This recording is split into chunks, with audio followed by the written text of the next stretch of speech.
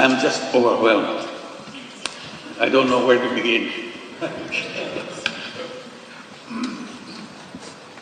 To begin with, I feel at home for two reasons. I always felt at home in an academic environment. I always felt this is where I belong to. And being in that environment again makes me feel the feeling of being at home. Second reason that I feel at home, because Peking University is my home.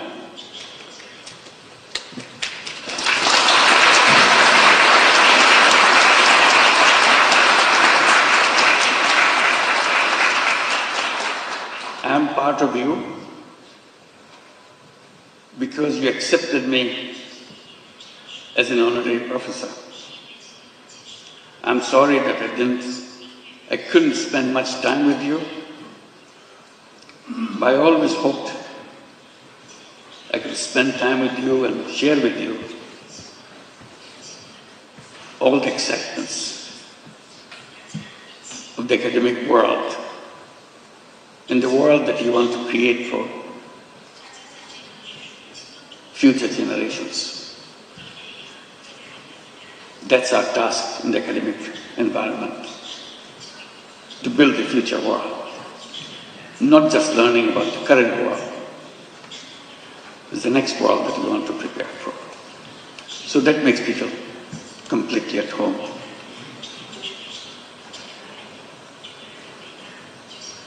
Your Excellency, Hu Guangchai, and Mr. Kong Chuan, esteemed deans and faculty members, distinguished dignitaries, officials and guests, and my dear students, ladies and gentlemen.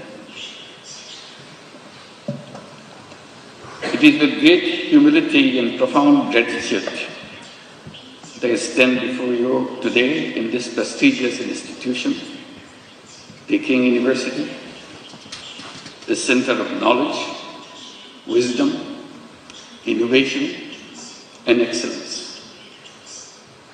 To receive an honorary doctorate from such an esteemed university is a great honor for anybody. And I feel so humbled by your gesture for choosing me for this particular honor. This recognition once again reminds me of my commitment to work for realizing the dreams of the millions of youths who were the vanguards of the transformational changes in Bangladesh just last year. Their vision to establish a new Bangladesh in place of the Bangladesh that we had until last year.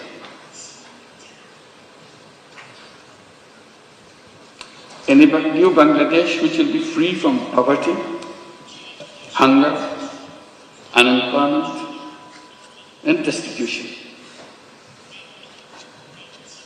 Ladies and gentlemen, and my young friends, to translate this vision into reality,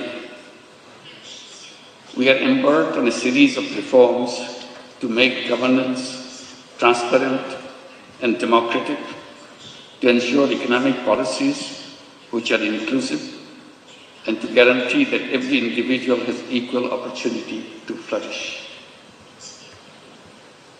Our reform initiatives are at the top of our priority. Our goal is definite. Our work plan is exhaustive. For building a stronger and more resilient Bangladesh, we emphasize economic transformation through entrepreneurship, greater investment in education and technology, and a stronger international cooperation. Distinguished guests, I have a deep and personal attachment with Peking University. Back in October 2006, I had the opportunity to be appointed as the honorary professor. To me, today's conferment is more than a personal honor. I see this as a recognition,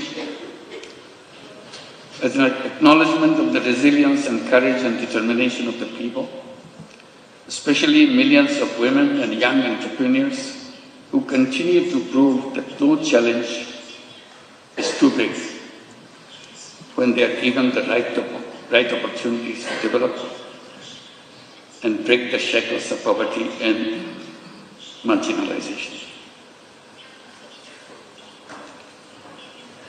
Throughout my journey, from being an economist to founding Grameen Bank, from pioneer microfinance to advocating social business, my core belief has remained the same.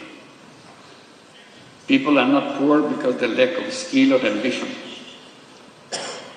They are poor because the economic system has never given them a fair chance. So poverty is not because of the something lacking in the person. It's not their fault. It's the fault of the system that we built for ourselves. That causes poverty. That causes all the problems for human beings by wrong thinking. And I blame myself for being part of that institution, academic institution, where we pass on this wrong knowledge to this next generation. So I plead guilty that we have not been able to change those ideas, wrong ideas, which make people suffer. So my struggle has always been to go back, to find out the faults in the system that we promote, we teach the young generation, so that we do not repeat the same thing for the next generation.